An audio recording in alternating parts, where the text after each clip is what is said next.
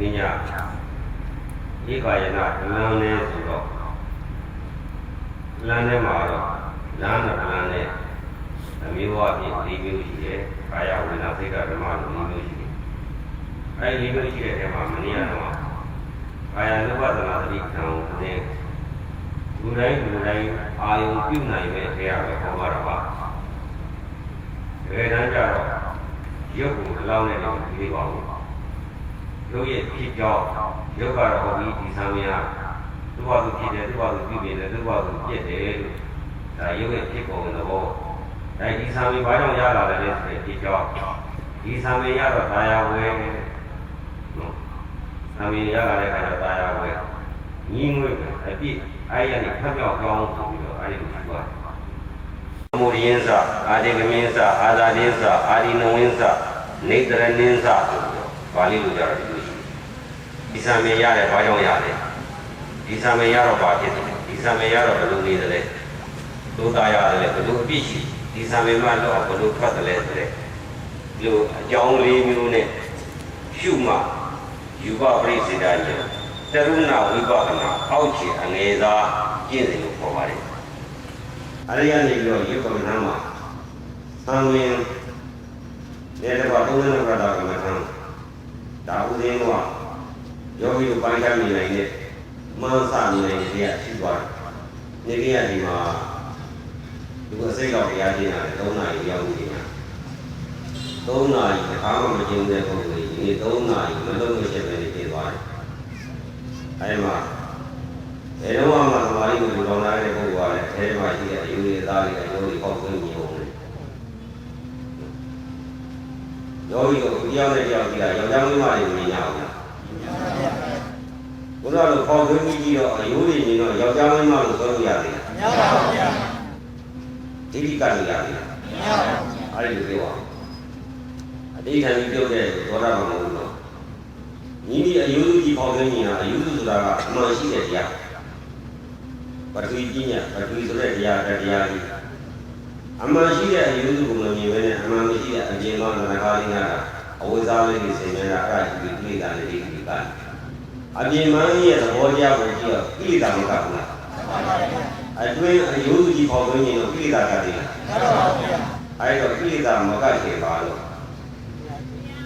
အတွင်းအာယတနာဓာတ်ကိုပေါက်သွင်းမြင်နိုင်တဲ့ကျင့်စဉ်ကိုကျင့်ရမယ်မမီးနော်အတွင်းအယုစုကိုတရားပြီးတဲ့အပြင်ကသဘင်တော့ယောဂီကိုမြင်ဘူးလားမြင်ပါဗျာအဲ့ဒါကိုမရဘူးညလူတိုင်းပွားလို့ရအောင်ဟောခဲ့တာပါအရှင်ဘုရားရဲ့ဒီသဘင်လေးတစ်ခုတည်းနဲ့မတရားပူရရပါမလားလို့မေးခွေရရှိသံဃာရဲ့သဘောတရားရဲ့အနတ္တအနိစ္စဒုက္ခလက္ခဏာ၃ပါးကိုဝိပဿနာဉာဏ်ဆိုင်အောင်ပေါက်အောင်ရှိတယ်ဘယ်လိုရှိမလဲသံဃာရဲ့ရှိတဲ့နေရာကိုစိတ်ကလေးကိုပို့တာဝိတက်သံဃာရဲ့လက္ခဏာသဘောတရားကိုရှိနေတာကဝိသရာအဲဒီကနေပြီးတော့ဝိတက်ဝိသရာကိုသံဃာမောကနေပြီးတော့မပြောင်းမလဲဒီနေပြီဆိုရင်ပီတိဒုက္ခဇံပီတိဇံဒုက္ခတွေရအဲဒီပီတိဒုက္ခလည်းရလာတော့ကာယကဒုက္ခဝေဒနာဒေါသကိုကြောသွားပြီးဧကဂရဓမ္မာတိဆိုပြီးတော့သံဃာတစ်ခုတည်းပဲစိတ်ကလေးကအာယုံမှာတည်သွားတယ်အဲ့ဒါပထမဇန်ဆိုင်အဲ့တော့ညာတော့ဦးဇင်းရတော့သံဃာကိုရှိရင်ဒိဋ္ဌိပြုတ်ကြောင်း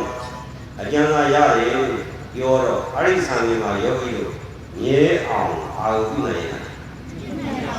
အဲ့ဒါလေးလို့လေဒါလေးလို့ညီသည့်ကျင့်နေမဆိုညီသည့်ဆရာနဲ့ကျင့်ညီသည့်နည်းနဲ့ကျင့်ဝိတေဝိသရာပီတိဒုက္ခဧကဂရာဆိုတဲ့ဆိုင်ငါ၅ပါးမပါရင်ဘယ်ကျင့်စေမှဝိပဿနာဉာဏ်ဆိုင်ဘူးအဲ့ဒါကိုသိကြမှာအဲ့တော့သံဃာကိုအနိစ္စဒုက္ခအနတ္တလက္ခဏာပေါ်တော့သံဃာဒီကိုစိုက်တာကလည်းသူများစိုက်တာလည်းလို့သူများလည်းမပိုင်ကိုလည်းမပိုင်လို့ပိုင်ရှင်ပဲဖြစ်တော့တယ်ငါပဲငါပစ္စည်းပဲလို့ဆွဲလို့ရသေးတာမရပါဘူးဗျာဟောအဲ့ဒါတော့ဟုတ်တယ်တကယ်မရဘူးလားလို့ကြည့်တော့ရနေတယ်နော်ဘာဖြစ်လို့လဲဆိုတော့သဘောအချင်းဟောလို့တာသိတယ်ဉာဏ်လေးတော့ခဏတော့မှန်းကြည့်တယ်ဒါနဲ့ငါလူတွေပဲငါပဲလို့ဆွဲထားတဲ့ဒိဋ္ဌိကကြာလာပြီဆိုဆွဲနေဘူးလားဆွဲပါဗျာခင်ဗျားတို့အဝိဇ္ဇာတွေဆွဲနေတဲ့ဒီတခါလေးချုပ်လို့ကြောက်မှာလားအေးအဲ့ဒါခဏ ဒီလျှော်လေးပုံလေးရိုက်လေးလျှော်လေးတော့တကပုံလေးနာနာလေးလျှော်လေးနဲ့အဲ့လိုလုပ်ရတယ်အဲ့ဒါပဲဘာဝနာမဲရပြီဘာလို့အောင်လဲဆိုတော့အဝိဇ္ဇော်နဲ့ဆက်ပြတိုင်းကြီးဘာလို့အောင်လဲဟုတ်ပါဒီမှန်ရတော့မဟုတ်ပါဘူးလားမဲရပြီဆိုတဲ့ဘောမဲရပြီငါတော့မှကြည့်မဟုတ်မဲရရင်ပွားရအောင်လားဘာလို့ပွားလဲအိဋ္ဌအစိုးရဆွဲရအောင်အိဋ္ဌနဲ့ပွားရအောင်ဒုက္ခလို့ဆွဲရတာကြီးဒုက္ခနဲ့ပွားရအောင်အတ္တပဲလို့ဆွဲရတဲ့အစိုးကြီးကဆွဲနေတယ်အနတ္တဝိပဿနာနဲ့ဆွဲအောင်ကြာပွားရအောင်ပွားရမယ်အကြံသေးတယ်ဒါပေမဲ့ယောဂီတို့ဦးဇင်းကသံဃာအနတ္တလို့ဟောတာတော့သဘောတော့ပေါက်သွားပဲဒိဋ္ဌိပြုတ်ကြောင်းလို့မှန်သားပဲညာဟောတယ်ဒီလေးပွားတာရှိမသိဘူးလေဆရာတော်ကြီးတွေ့ရတယ်တမတ်တပုံရအောင်တမတ်တပုံပြောတယ်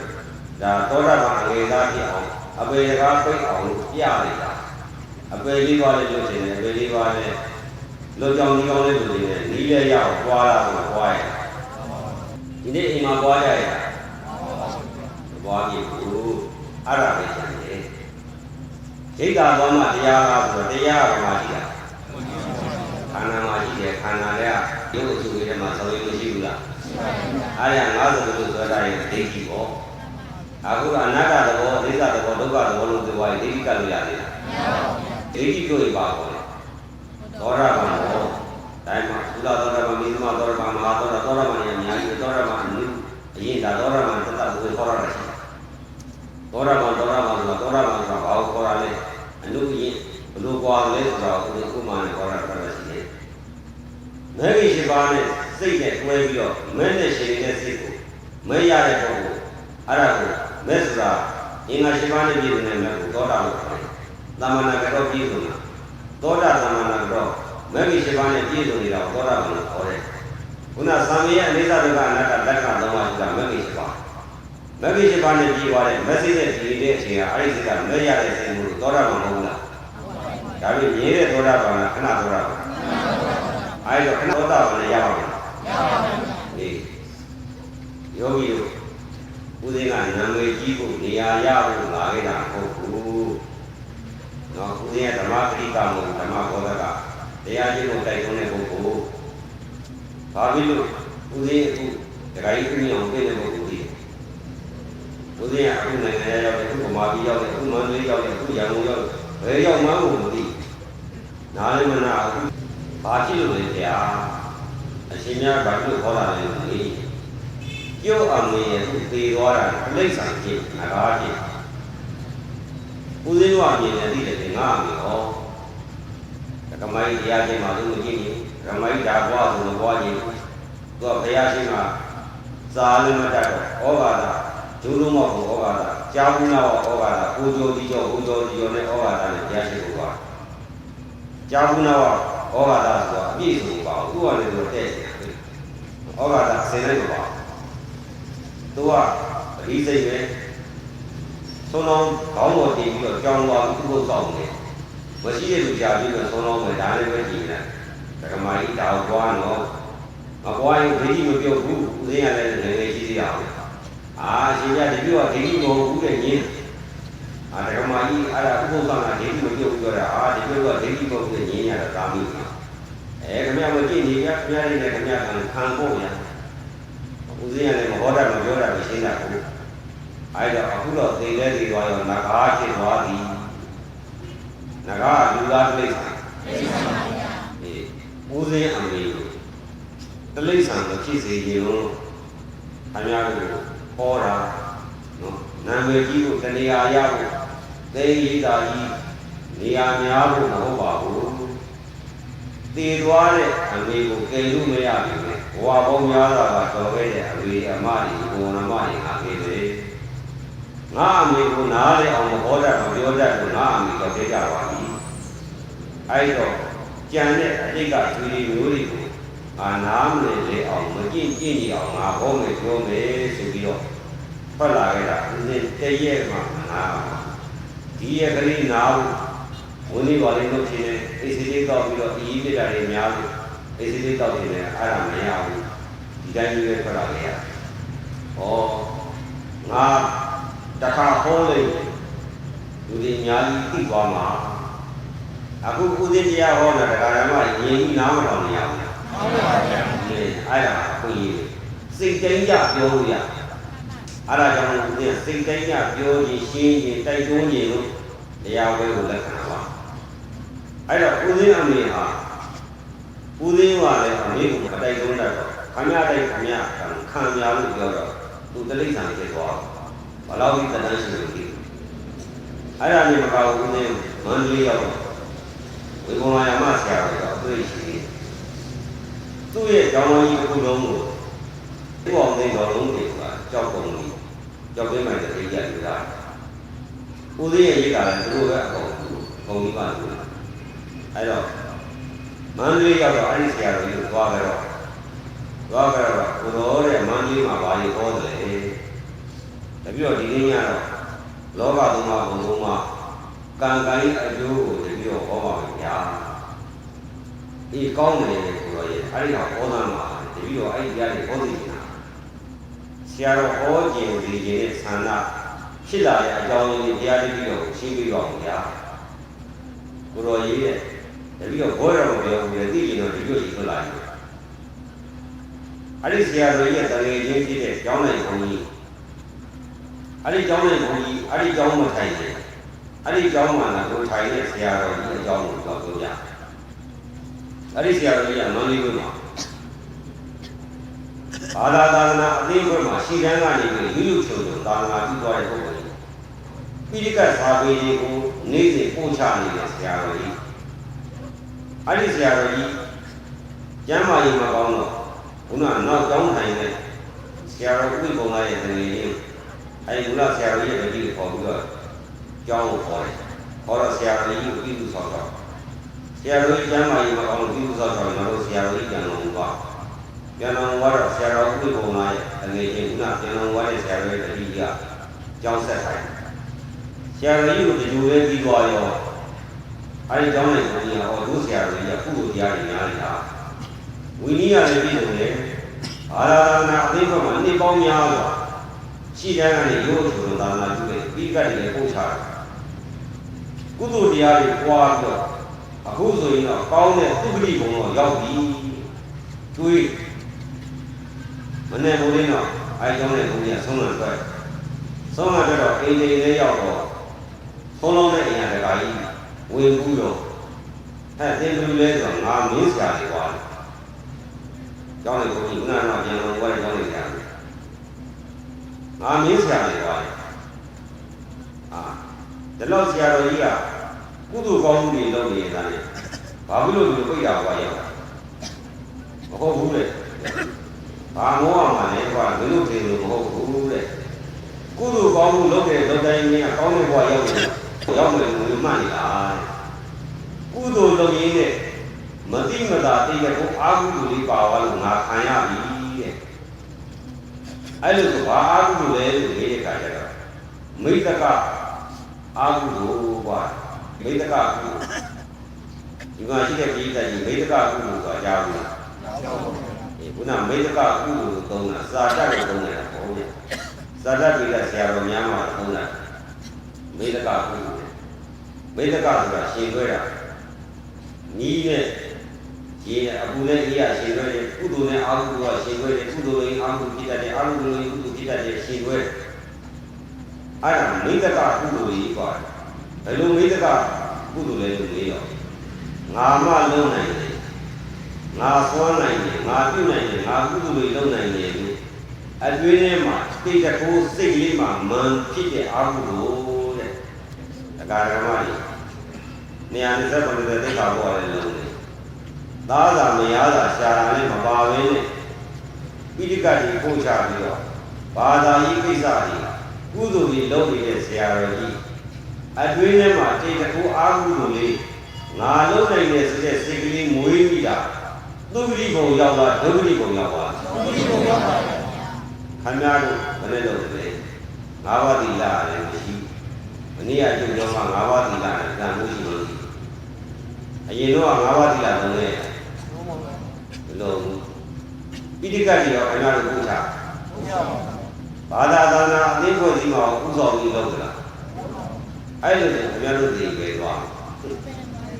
အေးကိုယ့်ကိုယ်တော့ဦးစင်းကအဲ့ဒါတွေတိတော့သိပြီလေမသာကြီးသိဝဲနေထိုင်ဆောင်ရင်ကိုယ်မသာကိုရှာကျွေးနေပါသည်ဘာတူလဲအေးမသာတတ်ရင်တော့တတ်တာရဲ့လားတတ်တာဘူးအဲ့ဒါကြောင့်တို့ရဓမ္မတွေတထေးကြီးဖြစ်တာမဖြစ်တာအမကြီးသမရာကြီးဖြစ်တာမဖြစ်တာကအဓိကမဟုတ်ပါဘူးတိုက်ကြီးနဲ့မနေရရင်ဒီပါသေးလူသားကားကြီးမစည်းရရင်ဒီပါသေးဟုတ်ပြီလားကျမ်း9000နဲ့နေရပါသေးဒုက္ခဝေဒနာကနေပြီးတဏှာပြတ်ရင်တော်ပါပြီဘောပေါက်ပြီလားဒုက္ခဝေဒနာနဲ့တဏှာပြတ်ရင်တော်ပြီဒုက္ခဝေဒနာမှာတဏှာပြတ်လို့ရှိရင်သိရင်သိရုံမလားသိရင်ဘူးအဲ့တော့ဘောင်းဒုက္ခဝေဒနာကနေပြီးတော့တဏှာဘယ်လိုကူးသလဲအောက်ကဖောက်ပြန်တာကရုပ်မှာကဓာလေးပါဖောက်ပြန်တယ်စိတ်မှာကဆင်းရဲတယ်စိတ်နဲ့ရုပ်နဲ့ဘယ်လိုဆက်ဆက်တယ်လဲဒုက္ခယတ္တတွေဟာဘုရားအောင်ရောက်နေပြီးတော့မနာကိုပို့မနာကြတော့မနောဝေဒနာနဲ့မနောနဲ့ရှင်တဲ့ဝေဒနာကလက်ခံလာပြီးတော့လက်ခံတဲ့ဝေဒနာကိုဒိဋ္ဌိကဒေါသငါပဲလို့ဉာဏ်မဖြစ်သေးဘူးအဲ့ဒီဒုက္ခဝေဒနာနဲ့ဒိဋ္ဌိနဲ့ဒေါသနဲ့စိတ်နဲ့ဆက်ဆက်ဖို့ဟာတဏှာကဆက်ဆက်လိုက်တဏှာကဆက်ဆက်တယ်ဆက်ဆက်ပြီးတဏှာဒိဋ္ဌိဒေါသနဲ့တကွာရုပ်ကြီးကိုနောက်ထပ်လှုပ်ပြီးတက်ပြီးရဲ့ပြင်ပြီးအဲ့ဒါဘာပြင်တာလဲတဏှာပဲစိတ်မှာဒိဋ္ဌိနဲ့ဒေါသကတ်တာလဲဘာကတ်ပြီးတာလဲတဏှာပဲကတ်ပြီးတာဧဝမေတ္တကေဝလတာဒုက္ခခန္ဓာတာသမုဒယောဟောတိမှတ်ထားနော်ဧဝမေတ္တကေဝလတာဒုက္ခခန္ဓာတာအဲ့ဒီလိုတဏှိတိတူနဲ့အမလေးနဲ့အော်ပြီးဆင်းရဲနေတာဒုက္ခခန္ဓာမဟုတ်လားအဲ့ဒီဒုက္ခခန္ဓာရတာဘာကြောင့်လဲသမုဒယောတဏှာသမုဒယဆိုတာအကြောင်းကိုခေါ်တာအကြောင်းကပါတဏှာဆင်းရဲတာဘာကြောင့်ဆင်းရဲတာလဲတဏှာကြောင့်ဆင်းရဲတာမှမပြီလားယောဂီအားရရေးကြည့်တယ်နော်နောက်ကပုံလေးဉာဏ်နဲ့ပုံလေးနားလေလားနားမလဲလားတော့မသိဘူးဘာကြောင့်တရားကျင့်ရလဲဒုက္ခဝေဒနာကိုမကြော်လို့မရဘူးဒုက္ခဝေဒနာကိုအရင်မတည်ပဲနဲ့တရားကျင့်လို့မရဘူးဆိုတာဦးဇင်းကအတူကြီးနဲ့ရှင်းကြတာဒေသနာနဲ့ဆိုလို့ရှိရင်တတ်တတ်တညဟောပါလေဝိမိကသုတ်အာဒီသုံးပါးသုတ်မာသမနာသုတ်အဲဒီသုတ်တန်လေးကအရင်ခံပြီးတော့ဘုရားကဒီလိုဟောတယ်ဒီလိုကျင့်ရမယ်ဆိုတာသုတ်တန်နဲ့ကြိုက်ရလို့ရတယ်အဲ့ဒါကြိုက်ရရင်ခင်ဗျားတို့တညနေလည်းမရအောင်ညနေလည်းမရတော့ဦးဇင်းလူရင်းလေးပဲဟောပြအဲ့တော့တဏှာဆိုတာကတရားကိုကောက်တော့ဆက်ဆက်ပြိဿသဘောပေါ်မှာအဝိဇ္ဇာယဒေဝအာသီတဝိဒကနေရောတာသေခါရနေရောတော့ပရိစ္ဆသဘောပါပြတ်ချင်ရင်အာသီတဝိရာကနေရောတာအာသီတအကျိုးမရှိဝိရာကရာဂဆိုတဲ့တဏှာကိုအကျိုးမရှိပယ်တတ်လို့ရှိရင်ပရိစ္ဆသဘောလဲဟုတ်လားမှတ်ထားတော့အာသီတအဝိဇ္ဇာပြည့်စက်သင်္ခါရမသိတော့သင်္ခါရကိုပြုလုပ်တယ်ပြုလုပ်တော့ရရှိတယ်ဟုတ်လားမှန်ပါဗျာအခုတော့ရရှိမှုဒုက္ခသစ္စာကိုလုပ်ချင်ရင်ဘာလို့ပြရလဲအဝိဇ္ဇာနဲ့ကပြုလုပ်လို့တဏှာကိုမရဘူးလားအဲ့ဒါကြောင့်အဝိဇ္ဇာယဒေဝအာတိတဝိရာဂနိရောဓသင်္ခါရနိရောဓအဝိဇ္ဇာဆိုတဲ့မသိမှုအဝိဇ္ဇာနဲ့တကွာရာဂဆိုတဲ့တဏှာကိုအကျဉ်းမဲ့ပယ်တတ်လို့ရှိရင်သင်္ခါရထုတ်ပါသည်တဲ့ခင်ဗျားတို့ကျင့်တဲ့ကျင့်စဉ်ထဲမှာအဝိဇ္ဇာနဲ့ရာဂပယ်ကြောင်းချုပ်ကြောင်းကျင့်စဉ်လမ်းကြောင်းပေါ်သို့ရောက်မရောက်သိနိုင်ရဲ့လားသိနိုင်ရင်လမ်းကြောင်းမှန်လေဟုတ်ပြီနော်ဘုရားကအဝိဇ္ဇာနဲ့တကွာရာဂကိုပယ်ပါလို့ဟောထားပါလေတဲ့ဘာမှညာမှန်းမသိပဲနဲ့ရှောက်နေတာဘာမှညာမှန်းမသိတဲ့လမ်းစဉ်ပဲဖြစ်မှာပေါ့အခုဒုက္ခဝေဒနာဒါလေးပါလဲဖောက်ပြန်ဟောစိတ်မှာတဏှာကပ်သွားပြီးတော့ဟာတရားကိုညှိချုပ်ပြီးတော့အတင်းကုတ်မထားဘူးလားခင်ဗျားတို့ဝေဒနာတက်တယ်မလုပ်ဘဲနေနေတယ်အောက်ကဝေဒနာတက်တော့ကြာပြီးတော့စိတ်ကြီးတင်းမလာဘူးလားအဲ့ဒါပါလဲရာဂလို့ရာဂဆိုတာကြိုက်ဆွဲတာသူလူချင်းရာကိုပုတ်ဆွဲတာဥပမာမွေဟာဖားကိုလူချင်းဖားကိုလည်းမျိုးပြေးကြိုက်လိုက်တာလွတ်သေးလားအဲ့ဒါရာဂဆိုတာသူလူချင်းနဲ့အာရုံရပြီးမလွတ်တော့ဘူးလေ ဒါပေမဲ့ဒီခန္ဓာကြီးကဒုက္ခသစ္စာဒါပေမဲ့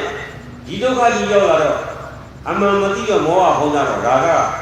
ငါကိုယ်ကြီးဆိုပြီးအတင်းချုပ်တာသေကံကြီးကြတော့လူသိနေဆိုတော့အဲ့ဒါလေခါဒီခန္ဓာကြီးကအတင်းကြိုက်ဂဟနဲ့ဂဟလို့ခေါ်တယ်ဂဟဆိုတာအေးဂဟဆိုတာကြိုက်ခဲတာကနာဥပမာငွေကလည်းကြိုက်တယ်လူကလည်းကုတ်လူကငွေလို့မသိဘဲနဲ့ရွှေရောင်ကြီးထင်ပြီးတော့အတင်းဆုံးအောက်ကငွေဘိုးကြီးကလည်းအတင်းကြိုက်ငွေဝေးကြိုက်တော့ပြင်းထန်တဲ့ဒုက္ခဝေဒနာမခံစားရဘူးလားဒါပေမဲ့အဲ့ဒီလူကအဲ့ဒီငွေလို့မမြင်ပဲနဲ့ရွှေရောင်ကြီးလို့မြင်ပြီးအတင်းနဲ့ဆက်ဆုပ်နေမယ်ဆိုရင်ဝေရလည်းဆက်လက်ပြီးကြိုက်ခြင်းမလာဘူးလားအဲ့ဒီလိုဖြစ်နေတာအဲ့ဒီခန္ဓာကိုယ်ကြီးဟာသေသေးကြည့်အောင်တတ်တယ်သေသေးကြည့်အောင်ရက်ဆက်နေတယ်အဲ့ဒီတော့ရက်ဆက်တဲ့ယုတ်ကြီးကိုရာဂကငါကိုကြီးဆိုပြီးတော့လွတ်ရတာဘယ်လိုတော့သေကံကြီးမှာနှလုံးအိမ်ကြီးအတင်းဆုပ်ပြီးစိတ်နဲ့ယုတ်နဲ့ဆက်ဆက်ပြီးဟရိယကိုညှိထုတ်တာရာဂအတင်းကုတ်တာကုတ်တော့ဇောကရနဲ့ပြန်ပြီးလိမ့်လို့သွားဘူးလားအဲ့ဒါရာဂဆိုတဲ့တဏှာကငါခန္ဓာကိုယ်ကြီးကိုနော်ငါပစ္စည်းငါကိုယ်ပဲဆိုပြီးအတင်းဆုပ်ညှိထုတ်တာအတင်းညှိထုတ်တဲ့အတွက်ကြောင့်ဒုက္ခကြီးကိုအတင်းကုတ်ဆိုတာမဖြစ်နေဘူးလားဒုက္ခကိုကုတ်ဆုပ်တာတော့ဘာရဒုက္ခရမှာပေါ့ဒါပေမဲ့လွတ်ရမှန်းသိလားလွတ်ရမှန်းလည်းမသိဘူးလွတ်သေးလည်းမသိတဲ့ကြောင့်ဖိုးနှစ်ကောင်ကြိုက်ပြီးသေးတယ်လို့ခန္ဓာကလည်းသေတဲ့ကြောင်တတ်တယ်ကိုယ်ကလည်းသေတဲ့ကြောင်ဆုပ်တာတော့ဇောကရကံပြန်ပြီးအာဟုဇောတွေဇောပြီးသေသွားတော့သေတဲ့အခါကျတော့အပေလေးပါးသို့ကြပြီအဲ့လိုဆိုတရားဓမ္မကြီးအောက်ကကြိုက်ခဲတဲ့ဒုက္ခဝေဒနာနဲ့တဏှာရာဂနဲ့ဘယ်ဟာဒီအကြောင်းရင်းဖြစ်လဲတဏှာအကြောင်းတော့ကောင်းပြီဦးဇင်းကဥပမာပေးတယ်အမျိုးသမီးတယောက်ကလာစီတော့မွေးတော့မယ်ဆိုပြီးတော့စီးုံသွားတဲ့အခါကျတော့မွေးလို့မရဘူးရိုးရိုးတိုင်းမွေးလို့မရဘူးဆိုတော့သူ့ကိုဘယ်လိုမွေးရဘိုက်ခွဲအဲ့ဘိုက်ခွဲပြီဆိုတော့သူ့ကိုမေးသေးသေးပြော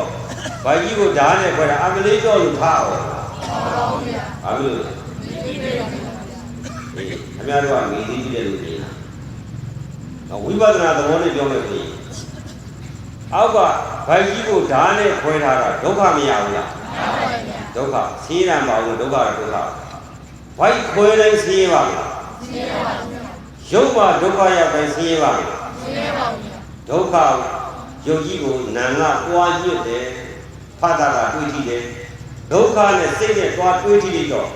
ရုပ်ရဲ့ဒုက္ခရတာတွေဝေဒနာမခံစားဘူးလားခံစားပါဘူးအခုလိုနာငါဒုက္ခအာယုံကိုတွားညွတ်တဲ့စိတ်ကိုမွေလေးတွေးထားတော့နာငါတွားညွတ်သေးလား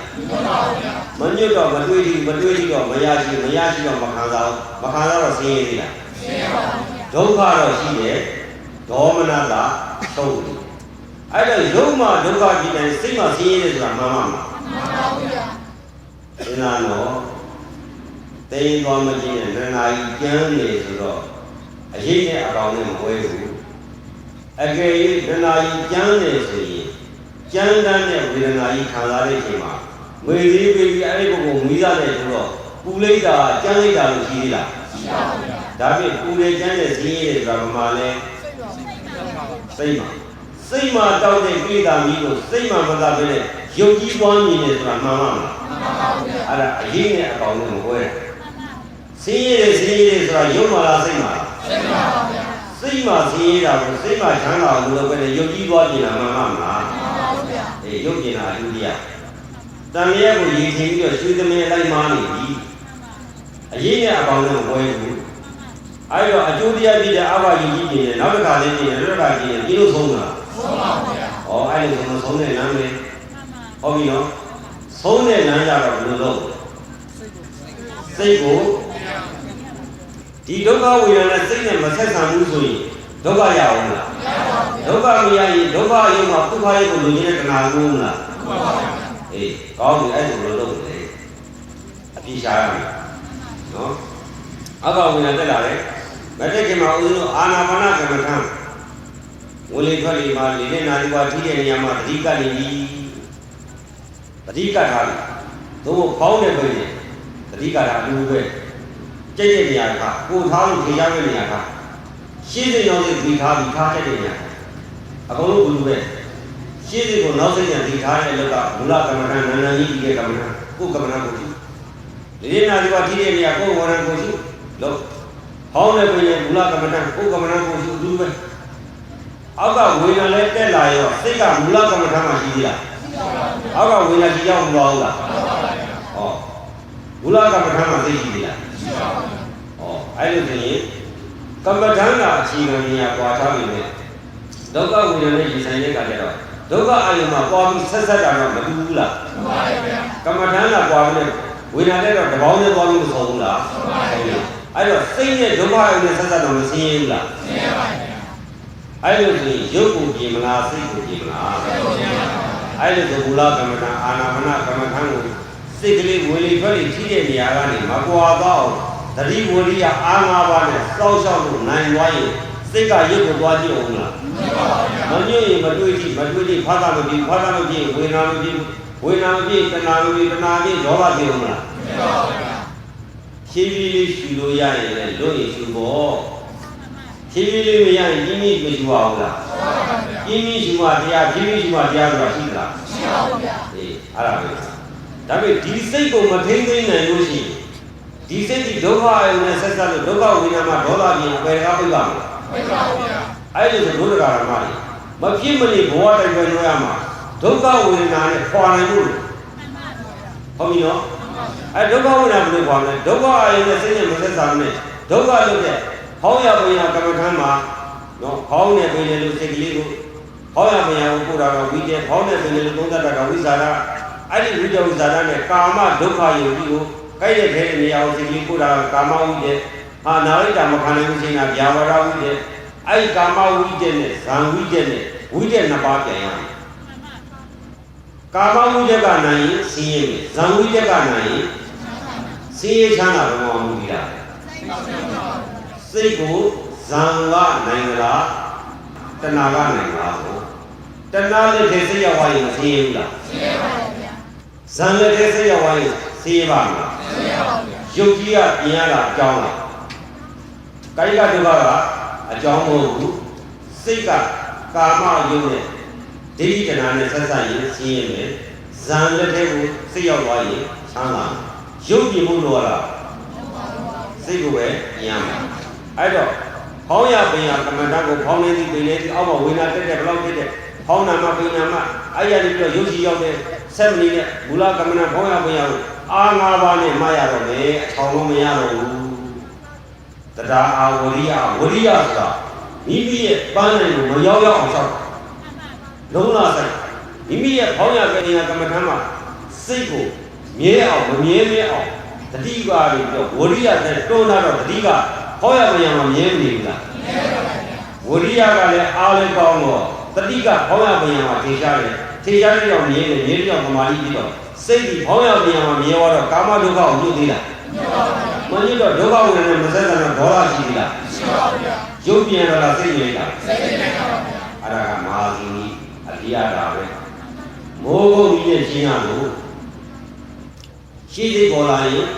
နောက်စိတ်ကဖြီးပြီးပြည့်တဲ့တရားမရှိပါဘူးလားမှန်ပါဗျာသာစီပေါ်လာတဲ့ဒီဓာတ်တွေပြီးပြီးတော့ပြတ်သွားတယ်သမီးစိတ်ပေါ်လာတဲ့ဒီဓာတ်တွေပြီးပြီးတော့ပြတ်သွားတယ်အဲ့လိုရှင်ကြီးရှင်ကြီးနဲ့ဝေဒနာနဲ့တက်လာတော့ကြိုက်တယ်ဆိုတဲ့စိတ်ပေါ်မလာဘူးလားမှန်ပါဗျာကြိုက်တယ်ဆိုတဲ့စိတ်ကလည်းဖြီးပြီးပြည့်တဲ့တရားရှိဖို့နားရဆိုတဲ့စိတ်ပေါ်မလာဘူးလားနားရဆိုတဲ့စိတ်ကလည်းဖြီးပြီးပြည့်တဲ့တရားမူလကမ္မဋ္ဌာန်းရှိဖို့ဟုတ်ပြီလား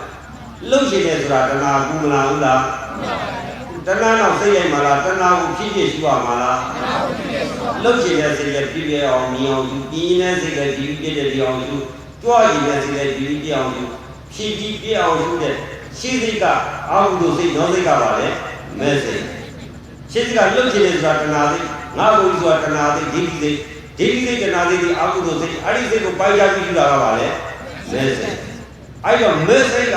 အာကောင်းနေပြီဆိုရင်ရှင်းအာဟုတုစိတ်ဖြစ်ခွင့်ရအောင်လားမရပါဘူးရှင်းပြဆုံးသွားအောင်လားဟုတ်ပါဘူးယုတ်ကြီးနေလို့လို့သေးလားဟုတ်ပါဘူးအဖြေရတယ်လို့ပဲ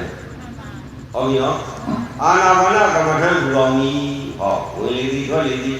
အဲ့လိုသိပြီးတော့ရှူချိုက်နေရဝိညာဉ်လိုက်တက်တော့စိတ်ကဝိညာဉ်ကြီးရောဝါရောဆင်းရဲပြီးအဲ့တော့ဘာလုပ်ရမလဲ စိတ်ကိုမူလကမ္မထဝိလေထွက်တဲ့နေရာရောက်ပြန်ပို့အောင်လားတဏှာကစိတ်ကိုဒုက္ခဝေဒနာနဲ့ဆက်ဆက်တဲ့တရားဝိရိယသီမာတိပညာအာငါးပါးနဲ့ဇာကစိတ်ကိုကမ္မထမှာရောက်အောင်ဆက်ဆက်တယ်တတိဝိရိယကလွတ်တာနဲ့တဏှာကရုံးနဲ့မဆက်ဆောင်ဘူးလားအဲ့ဒါကိုတတိဝိရိယကလွတ်လို့ရပါမလားတတိဝိရိယနဲ့ခိုင်ခိုင်မြဲမြဲနဲ့အားလဲကောင်းတော့စိတ်ဒီဝိလေထွက်တဲ့မှာလည်းမြဲသွားတော့အောက်ကဒုက္ခဝေဒနာနဲ့ဆက်ဆောင်ဘူးလားမဆက်ဆက်တော့မတွေးကြည့်တော့မရရှိတော့မခံစားတော့ဆင်းရဲဘူးလားလို့ဖို့ပြင်ဖို့လိုသေးလားအဲ့လိုဆိုရင်ကြာခိုင်တာတရားလားမတရားလားမေးဖို့လိုသေးလားကြာလေးနေနေမသိဘူးတော့တဏှာကြီးနဲ့နာကြီးမသိဘူးဟောင်းမဝိမာကြီးရှိသေးနောက်သက်ကြီးမသိဘူးကိုယ်ကမ္မထမ်းတဲ့ကိုဝေဒနာကလည်းတဏှာမပေါ့ကိုယ့်ပေါ့ပြင်ဖို့ဟုတ်ပြီလားဦးဇင်းအခုပြောတဲ့နေရာသိပြီးပါလို့ရှိသလားအားလုံးကအတူတူပဲအားမရှိရင်တော့အရှုံးပါပဲမရပါဘူးဆိုရင်အားရှိတာအားမရှိတော့အရှုံးပါပဲဟုတ်ပြီနော်အောက်ကဝိညာဉ်တက်တယ်မကနိုင်ဘူးဘောင်းတဲ့ဝိညာဉ်မှာမမှချင်ဘူးကျင်နေသွားတာအားမရှိဘူးလှုပ်လိုက်ပြီဆိုရင်လောဘအမှန်နဲ့ကျင်နေဆိုတာအလကားပြောတာအမှန်နဲ့မဟုတ်မခံနိုင်လို့ကျင်တာအတိနဲ့ကျင်နေဆိုတာလည်းမခံနိုင်လို့ကျင်တာခံနိုင်ဘူးလို့ပြောတာဘလို့အခုကပြင်းနေဆိုတာကလောဘဒုက္ခယုံမှာဒုက္ခယုံနေနေတာကာမဒုက္ခလိကတွေပါဖြစ်အဲ့တော့သိရင်ကသွားမကြည့်တဲ့နာယီကျမ်းနဲ့ကုသိုလ်စီကိုပင်မနဲ့အတ္တကိလမထာယောဂကျင့်စဉ်လို့ပြောကြတယ်ဗျာဒါပြည့်သူတို့ကယုတ်ကြီးကိုဒုက္ခကျင့်အောင်ပြုလို့တဲ့ကာမဒုက္ခလိကကျင့်တဲ့လူရောက်အောင်ကြံပြောတာပြောတာကမကြောက်ဘူးလားအဲ့ဒါကြောင့်ဘယ်လိုလဲဘယ်လိုလဲပြင်းနေဆိုတာဒေါသကိုလုံမြောင်လို့ပြင်တာလားမခံနိုင်လို့ပြင်တာလောဘကိုလုံလို့လားအရှုံးပေးရတာလောဘလည်းအရှုံးပေးရပြီဒေါသလည်းအရှုံးပေးရပြီဒိဋ္ဌိလည်းအရှုံးပေးရပြီဘယ်လိုလုပ်မဲ့ပုံလေးမှရောက်နေလဲသေရောပြင်လို့ရပါမလားအကြီးကြကြည့်ပြီးဘယ်နဲ့လဲပြင်လို့မရတော့တော့အဲ့တော့ပြင်းပြင်းရှူတာဗราဏမဟုတ်ဘူးရှင်းပြီးရှူတာလည်းဗราဏမဟုတ်ဘူးကိုယ်စိတ်နဲ့ကိုယ်လောဘကိုယ်ဒိဋ္ဌိကိုယ်သရာကိုယ်ဝိရိယအားများဖို့လိုတယ်အဲ့တော့တဏှာကြီးကဖြစ်တဲ့ဝေဒနာလေးတော့ကြော်ရပြန်တဏှာကြီးဖြစ်တဲ့ဝေဒနာကျတော့မနိုင်ဘူးလေတော့အဲ့တော့တဏှာကြီးကိုကျင့်အောင်လားသုံးနာရီကိုကျင့်တော့သုံးနာရီကိုတက်တဲ့ဝေဒနာမှာလည်းမနိုင်ဘူးဆိုသုံးနာရီကိုကြော်မကျင့်အောင်လားကျင့်ပါပါဗျာကိုယ်ဒုက္ခဝေဒနာသိတဲ့အခါကျတော့သုံးနာရီတာမကောက်ဘူးကျင့်တယ်ကျန်ကျမ်းမာမာနဲ့တဏှာကြီးကျင့်တဲ့ဝေဒနာမှမကြော်ရနိုင်ဘူးသိရင်ဟုတ်တယ်လို့လေဟုတ်ပြီနော်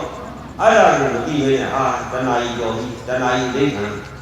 တဏှာကြီးတတ်မှတ်တာနဲ့ဘုရားဟောတဲ့တိုင်းမှာတဏှာကြီးတတ်မှတ်တဲ့ဒေသနာတစ်ခုမှမပေါ့သုံးစားပြီးတဲ့ယဟန်တော်ကသုံးစားပြီးတော့တမလီဘုံလိတ်ကဒီတရားမှမရရင်ဒီတမလီကိုပြုတ်ဘူးဆိုတဲ့ယဟန်လေးကရှိရင်ငါသာတော်ကြီးအင်းရဲ့လူကြီးနေပဲချုပ်ပါလွတ်ပါလို့ပါပါဘူးနော်ဧကဘောဒရာသာမဏေဓမ္မကြီးကခဏလေးတပီးလေးဘာသာသာကြီးဒီမှထံမှာတရားတောင်းပြီးတော့သူ့သင်္ကန်းတဲရောက်ရေးသွားခြင်း9ရက်လုံးလုံးရေလည်းမတော့စီးလည်းမတော့ဝမ်းလည်းမတော့အိတ်လည်းမအိတ်အညောင်းလည်းမကြည်နန်းလည်းမရှောင်လှုပ်လည်းမလှုပ်ဘဲနဲ့9ရက်လုံးလုံးတရားကျင့်ပါသည်9ရက်ပြီးတော့ယာနာမကြီးဖြစ်သွားတယ်ကဲဘယ်နဲ့လဲမလုံးမကြည့်မဲထိုင်တာတရားမရဘူးပြောတာဟုတ်သေးလား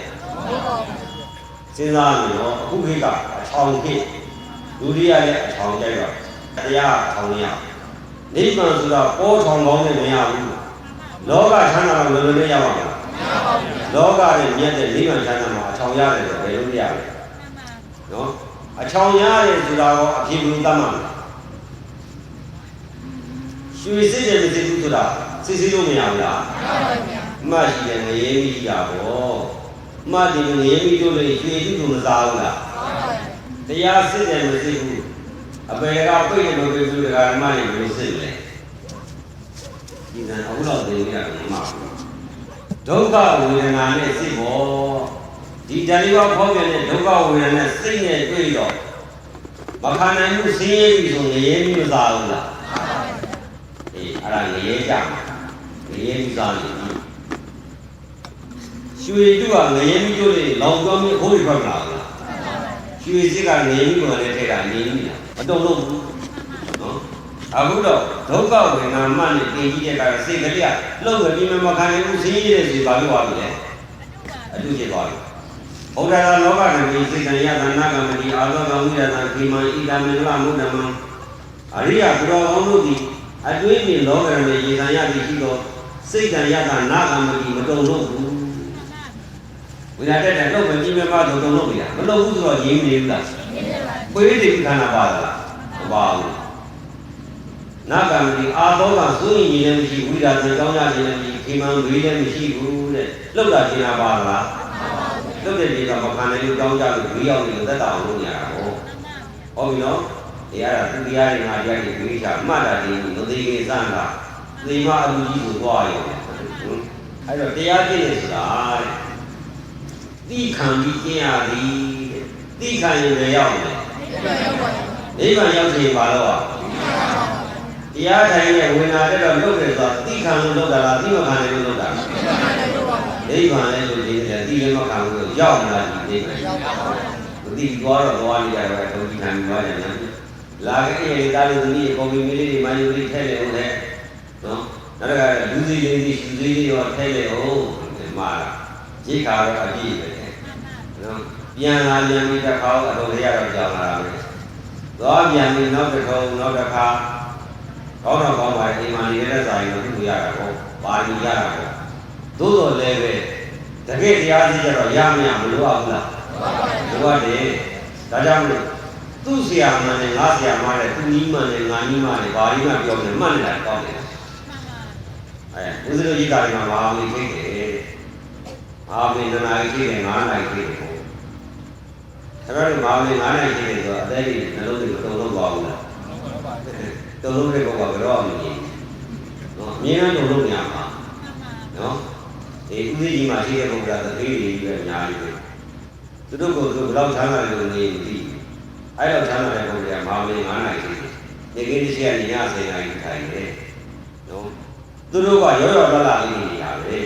ဘာဖြစ်လို့မအောင်လဲ9နာရီရှိတယ်ကြောက်ကြတယ်လမ်းရတာဆိုသူလောက်ပါလားမလုပ်ဘူးမချမ်းသာရင်မလုပ်ပါဘူးတရားကျင့်တယ်ဆိုတာချမ်းသာလို့ကျင့်တာပါချမ်းသာတာလို့ကျင့်တာမအောင်လေကဆင်းရဲမှချမ်းသာကြည့်ရတယ်မလုပ်နဲ့လို့ထိုင်တာမဟာမင်းဖြစ်တဲ့ဝိညာဉ်ထိုင်တဲ့ဆိုတာဘာကြောင့်လဲအဖြေရှာရလို့ကံကံထဲမှာ9ရှိကံထဲမှာတော့9ရှိတယ်လို့ထင်တယ်ပေါ့9လို့ထင်တဲ့ဘုရားပလိုက်လေးနဲ့ကံထဲက9လေးငါပလိုက်လေးခုံရပါရေးလို့ဖိတ်ခေါ်လို့ရတယ်အဲ့တော့ဘာလို့အားများမှာပေါ့ဟုတ်ပြီနော်အားများတဲ့ပုဂ္ဂိုလ်က9ချိန်မှာအစာဘာပဲနဲ့9ခုံရပါမယ်ဒါပေမဲ့9တဲ့ဘုန်းကြီးအစာချမ်းမှာလက်ပြီးမှရပါဗျာလူတွေလက်ထိုးတာကိုပြောတယ်9လောက်လက်ထုံးမှရအဲ့တော့ငသာချိတ်ပြီးတာကဘာလို့လာလဲပြောမချရင်ဘာလို့လှုပ်နေတယ်မဟုတ်လားဒီကြီးတော့ကံထဲမှာလှုပ်လို့ကြည့်တော့ငါလှမ်းကြည့်ခြင်းလှုပ်လို့ကြည့်တဲ့နေရာလေးကဖြစ်တော့ငါလှမ်းကြည့်လိုက်ငါလှမ်းကြည့်အောင်လို့လှုပ်လိုက်လှုပ်တဲ့အခါဘာလို့လာလဲငါလာကြည့်အောင်လို့ပြူဆွဲတဲ့စားလိုက်တယ်လမ်းကြည့်တော့အသားဆိုင်ဘိုးလေးနဲ့တွေ့ရောငါသားလို့လာတယ်အသာချိတ်တာဘာလို့လဲငါကြည့်ပြီးအောင်လို့ငါကြည့်ပြီးအောင်လို့ငါကြည့်တော့အသာနဲ့ဘုံပြီးလိန်ပြီးတော့ဖုံးတာလူကတတ်တော်ကိုလိန်မခေါ်ဘူးလားလူကြီးနဲ့လိန်တာပဲတတ်တော်နဲ့လိန်တာပဲအဲ့တော့မှငါလူကြီးတော့ငါကြိုက်တဲ့အစာကိုပြပြီးတော့ငါကိုများပြီးပါလေအခုခန္ဓာထဲမှာလည်းတဏှာရှိတယ်မရှိဘူးလားရှိပါတယ်ဒုက္ခဝိညာဉ်မှာလည်းတဏှာဒုက္ခဝိညာဉ်တဏှာဒီအကြောင်းအပေလေးပါးကြတာဒီအကျိုးတရားအပေလေးပါးကြတဲ့သမုဒိယအကြောင်းဆိုတာတဏှာပဲအဲ့ဒီတဏှာဒီဒုက္ခဝိညာဉ်မှာနေကုတဲ့တဏှာဒုက္ခဝိညာဉ်ကုတဲ့တဏှာမို့လို့တိုင်းတဏှာပေါ်ရင်ဘာနဲ့ပေါ်မလဲဒုက္ခဝိညာဉ်နဲ့ပေါ်မရတာပေါ့ဟုတ်လားဒုက္ခဝေဒနာနဲ့ ဆက်ဆက်မှပေါ်တဲ့တဏှာကိုဘာနဲ့ခေါ်ရလဲတက်နှစ်နာရီထိုင်ခိုင်းတာမဟုတ်ဘူးတက်ရင်းခံအောင်လုပ်ခိုင်းတာမဟုတ်ဘူးတက်ရင်းနေတာမဟုတ်ဘူးတက်မဟာလို့ရှိတာမဟုတ်ဘူးနှလုံးအိမ်ထဲမှာဘဝအစဉ်ဆက်ကကိန်းလာတဲ့ပြစ္ဆုတ်ကံလူဘဝနဲ့နော်အပေကောင်ဆွဲချမယ်တဏှာဝါနတဏှာကိုပေါ်ထုတ်တာအဲ့ဒါကိုဒီဟာချမ်းနေနှစ်နာရီပြင်းနေညင်းစေနေလျှောက်လို့ဘာလို့လဲမသိအဲ့ဒါကိုအပြီးပြောတဲ့ပုဂ္ဂိုလ်အဲ့ကိုအကန့်လို့ပြောတာသူ့ကိုယ်သူဝေဒနာကနေတဏှာကူလို့ပြောတာဝေဒနာနဲ့တဏှာမကွာလို့အရင်ကကောင်းလို့မကွဲလို့ပရိသတ်လုံးကလဲလို့ပြက်ကြောင်းလို့ဒီကိုပြောနေတာဒုက္ခဝေဒနာကနေပရိသတ်လုံးကပြက်ချင်ပရိသတ်လုံးကလဲအကြောင်းတဏှာကိုမပြတ်ခွင့်နဲ့ရပါမယ်အဲ့ဒီတဏှာလာခဲ့ပါလို့ပေါ်ရအဲ့ဒီတဏှာပေါ်ကြီးဘာနဲ့ပေါ်ဒုက္ခဝေဒနာနဲ့ပေါ်ရတာတက်ရေးနေတာမဟုတ်ဘူးနော်အဲ့ဒါကိုဒီဟာသိရင်ကျမ်းနေနှစ်နာရီပြင်းနေပေါ့ကောင်းပါသေးလားမသိပါလားမပါလို့ရင်ကြွကြည့်တာလားခဲ့လာမလားခက်ကြီးခပ်ပါပါကောင်းတော့မျက်စိစက်တယ်ပါလားမသိမြည်ရတဲ့ခိုင်းကြီးကခါကြောက်ကြောက်လို့ပြောတယ်အေးအဲ့ဒါကြောင့်မလို့ဒုက္ခဝေဒနာကနေတော့ဥမဲ့တဏှာကိုဒုက္ခဝေဒနာနဲ့ပေါ်ဒုက္ခပါသည်ဒုက္ခဝေဒနာကနေဥမဲ့တဏှာကိုဒုက္ခဝေဒနာနဲ့ပေါ်ဒုက္ခပါသည်ဥပိ္ပခဝေဒနာနဲ့ရှင်တဲ့တဏှာကိုဥပိ္ပခဝေဒနာနဲ့ပေါ်ဒုက္ခပါသည်တဏှာကိုပေါ်ထုတ်ခြင်းလို့အကြောင်းရင်းခန္ဓာပါသဘောပေါက်ပြီလားအေးအဲ့တော့မှဝေဒနာနဲ့တက်လာတော့မိမိကအာနာပါနကမ္မထာကိုစိတ်ကြီးကိုသိသိတယ်တဏှာကအောက်ကဒုက္ခကိုဆွဲချတယ်မိမိကနာသီဘောကိုဆွဲကတ်တယ်။အောင်းရပင်ကိုဆွဲကတ်တယ်။တတိတိတာနဲ့တဏှာကစိတ်ကိုဒုက္ခတွေဆွဲနေတယ်။တဏှာနဲ့ဒရာပညာနဲ့စိတ်ကိုဝိုင်းမှုနေဘူးလား။မှန်ပါဗျာ။ဘယ်ဘက်ကနိုင်လဲ။အားများတဲ့ဘက်ကနိုင်ပါဘောဗျာ။ဘယ်ရနိုင်လဲ။အားများတဲ့ဘက်ကနိုင်ပါဗျာ။အေးအားမရှိရင်တော့ရှုံးပါပဲ။အဲ့တော့နိုင်ရင်ပါတော့အားမရမယ်။ဒါလို့တရားအားထုတ်တယ်တရားအားထုတ်တယ်ဆိုတာအလုံးမရှိလို့အားလို့ဘုရားကိုပြောတာမဟုတ်ဘူးတရားအားဝတိအားတတိအားသမာဓိအားပညာအားအဲ့ဒီအားကတဏှာနဲ့တာတဲ့အားကိုဝိထုတ်ပြီးတော့တဏှာနဲ့တရားစိတ်ကိုတဏှာလို့တဲ့နေရာကိုဆွဲသိမ်းရမယ်လို့ပြောတာကိုတရားအားထုတ်တယ်လို့ခေါ်တာသဘောပေါက်ပြီလားအဲ့တော့ဒကာဓမ္မတွေဝေဒနာကမ္မထာဝေဒနာနိုင်လက္ခဏာကိုသိဖို့ဟာဘယ်တော့မှသိလဲလို့မေးဒုက္ခဝေဒနာမှာဒေါသလွတ်မြောက်ပြီးတော့စိတ်တော်ဝိသုဒ္ဓိရောက်သွားပြီးတဲ့ပုဂ္ဂိုလ်မှာဝေဒနာခန္ဓာကိုပိုင်းခြားမြင်ပါလေအဲ့ဒီဦးဇင်းတို့ဒီမှာရှိနေကြတာဝေဒနာခန္ဓာနဲ့ရှင်တဲ့တဏှာကပွာရင်းတတ်ခြင်းဖြစ်ပါလေဟောက်စီပါအဲ့ဒီဝေဒနာခန္ဓာကိုပိုင်းခြားမြင်ဖို့ဆိုတာနိုင်လက္ခဏာခံစားတဲ့တတ္တိလေးသက်သက်ကိုဒကာဓမ္မတွေသက်သက်ကလေးသိထားရှိကြပါဘူးမရဘူးအဲ့ဒါကြတော့ဒီလိုသမာဓိမျိုးနဲ့မရနိုင်ဘူးအဲ့ဒါကြောင့်လို့အဲ့ဒါကိုမဟုတ်ဘူးအရေးကြီးတာကအသေးတတ်တယ်ဆိုတာကဝေဒနာကနေတဏှာကိုပယ်တတ်ထားတဲ့ပုဂ္ဂိုလ်ဟာအသေးတတ်ပါသည်ဟုတ်ပြီလားအကြောင်းသမှုရိယဆိုတော့အကျိုးဒုက္ခသစ္စာရအောင်လားမရပါဘူးအပေလေးပါးကြမယ်အကြောင်းသမှုရိယလည်းတတ်ပါအပေလေးပါးကြပါလေကြပြီဆိုတော့ဘယ်တော့မရခင်ဗျားတို့ရစေကုတ်ဒီလိုကြအပေလေးပါးကြရင်ဆက်ဖို့ရသမယကောင်းတဲ့သမီးရကောင်းတဲ့ဒီမတော်တွေငါ့တာတော်တွေဆိုပြီးတော့ပြောတာပြောကိုသေးရောအပေလေးပါးကြတော့သူ့အောင်ဆွမ်းနေလားဆွမ်းနေပါဘူးအေးဒုံမာကံသီလသတိဓမ္မပရိသနာမနာကြီးညတ်စွာဘုရားရှင်ခြေသားခြေသမီးတို့ကိုယ်ပိုင်ဖြစ်ထားတဲ့ကိုကျင့်တရားကပဲကိုယ့်ရဲ့ဘိုးဘွယ်ရပါပဲသဘောပေါက်ပြီလားညီမိရဲ့ယောက်ျားလေးသားများလေးရှိတဲ့မျိုးတွေကခဏတာတဘောတာဒီကိုပဲအားကိုးရပါလေတည်တဲ့အခါရင်တည်ပြီးတော့သွားတဲ့ဈေးမှာလွတ်ဖို့အတွက်အားကိုးရရလားမရပါဘူးအဲ့ဒီကြတော့မတည်ခင်ကကိုကျင့်ထားတဲ့ကိုချင်းကပဲကိန်းနေပါလိမ့်မယ်ဓမ္မယုံနဲ့မလို့ထိုင်နေရပါမလားမရပါဘူးရေတွတ်တော့ရမယ်ရေထလို့မရဘူးနော်ဒီအဲ့တော့တရားဓမ္မတွေလောကမှာဘာအရေးကြီးလို့လဲ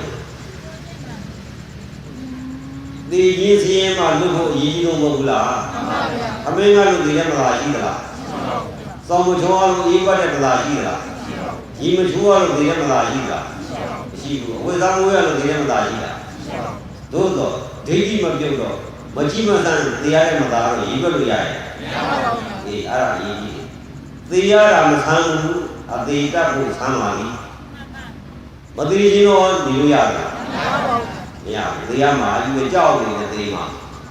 သေနေကြတာဒီသားကြီးလက်မရတာဒီသားကြီးသေတာကိုမကြောက်နဲ့သေတဲ့အခါမှာတဏှာဖြတ်သွားရင်ပြိဿဘုရားပြတ်သွားရင်တဏှာနဲ့ရှင်ပဲဒိဋ္ဌိဒေါသကတ်လို့ရသေးလားမရပါဘူးဆန်းလာပြီးတော့သေအောင်တတ်ရင်ဆန်းလာလေဟုတ်ပြီလားဘယ်လိုကြည့်ဦးလားဘာကောင်းမှရဘာကောင်းမှရတာရရင်ရှာပေါ့ဘဝတိုက်ပွဲမသိခင်အပိုင်လို့ရမှာအရိယတနာစီးရာဒီဌာနတိုင်းအာနာရှိတယ်မရဲ့ကျန်တယ်ဘာလို့မသိဘူးသေမင်းနဲ့စိတ်ခင်းတဲ့အခါမှာသေမင်းကိုနိုင်လို့လို့တဲ့သေမင်းကိုမသိခင်လေးကအပြည့်ရှင်းလာဖို့လို့သေမင်းဆိုတာပါလေတဏှာပဲအဲ့ဒီတဏှာကဒုက္ခယုံကြည်တရားတတ်တဲ့ယုံကြည်တဲ့စိတ်နဲ့မဆက်စပ်ဘူးလားဆက်စပ်ပါဘူးဒီတဏှာကဆက်စပ်လို့ရှင်းရပေါ့အဲ့တော့အကြောင်းတဏှာကိုမှမပယ်နိုင်ရင်ရှင်းမှုလုပ်ပါ့မလားမလုပ်ပါဘူးဒီအဲ့ဒါအကြီးပဲသူ့ဆရာကောင်းတယ်ငါ့လူကောင်းတယ်မကောင်းတယ်မသိဘူးတဏှာသိနေရဆက်ဒုက္ခနဲ့နေဆိုင်တော့တဏှာကိုရှင်းပါပဲတဏှာကိုရှင်းကြုံပါပဲအဲ့တော့တရားဓမ္မတွေနေရတဲ့သိခက်ပါလိမခက်ဘူးလားခက်ပါဘူးဒီအဲ့ဒါကြောင့်လို့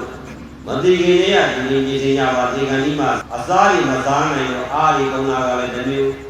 နော်မအိပ်ရလို့စီးရင်နေရတယ်တစ်မျိုးခန္ဓာကိုယ်ကြီးရတယ်မိသားကြီးနဲ့ထုံးနေလို့အထဲမှာခိုးတွေအသားတွေကြိုက်ဆွဲနေလို့ဟိုနေရာကစုလိဒီနေရာအောင်ဒီငိုးကြီးကြက်ရချွေးကြီးစွလိနဲ့စားရတယ်မစားနိုင်ရလည်းမတောင်းနိုင်တော့အားတွေကလည်းပြအဲ့ဒီတော့အားရည်တွေကုန်ခန်းနေတဲ့အချိန်မှာမိမိကလည်းတော်လန်နိုင်တဲ့လက်နဲ့ကလည်းမရှိတော့အောင်နဲ့နီးလည်းမရှိအဲ့တော့ရရဆက်ဆက်တတ်ပြနေတဲ့ပုံမှာလေစင်းခံမရဘူးလားအဲ့ဒီမှာလွတ်ဖို့မလိုဘူးလားလိုပါတယ်ဒီလိုတဲ့အတွက်ဆရာဟောဆရာဘယ်ဆရာကောင်းတယ်မကောင်းတယ်တော့ကျုပ်တော့မသိဘူးပေါ့အဲ့ဒါဓမ္မတွေဒီနေ့မှာဆရာရှိနေလိုက်တာပါစီးပွားရှာတာနဲ့တဘောကချမ်းသာလို့ရှာတာစားရမည်စီးလို့ပတ်သက်ကြတာဝိဇ္ဇာနေရာမရှိစီးမှကျွန်တော်ပတ်သက်ကြတာသိချင်းစီးရတော့မရှာကြဘူးလားမရှာလို့ဖြစ်ပါမလားဖြစ်ပါဘူးစီးပွားရှာတာနဲ့ဘယ်တော့ကောင်းလဲဘယ်ရကောင်းလဲဘယ်နေရာမှာကောင်းလဲလိုက်ပြီးတော့စီးပွားရေးကောင်းရအောင်လိုက်စုံစမ်းလို့သိရင်စီးရမှာတော့အောင်ကြင်နေတဲ့ဆရာဝန်လိုက်ပြီးတော့စုံစမ်းဖို့လို့လားဟုတ်ပါရဲ့ဗျအဲ့ဒါကမဖြစ်မနေကိုစုံစမ်းပြီးတော့ကြည့်ရမှာအဲ့တော့ဆရာရှာတာကိုရှာမယ်ဆရာကျွန်တော်တော့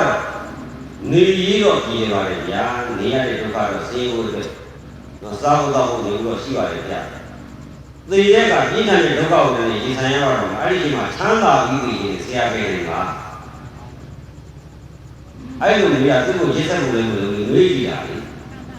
သူကခိုင်နိုင်ရဲ့ဆိုကြည့်မခိုင်နိုင်ဘူးခိုင်နိုင်တဲ့ဆရာရှာပေါ့